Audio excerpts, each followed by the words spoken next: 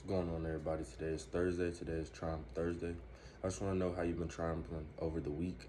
And if you haven't triumphed over the week, how can you triumph over the rest of the week? For me personally, I'm going to triumph this week by passing this test today. You know, I've been nervous all week. You know, I've been putting my all into studying, been putting my all into, really understanding the concepts and the stuff that's going to be covered on the exam.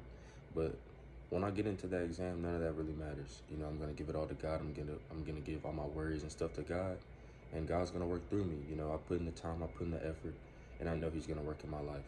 And y'all need to think the same way. You know, sometimes whenever life feels like it's crashing down on us, we trying to go in there, we try to fight it ourselves. We need to give that to God. God's gonna work through us. God's gonna fight for us. We don't need to fight. God knows that this life gets hard and this life gets tiring.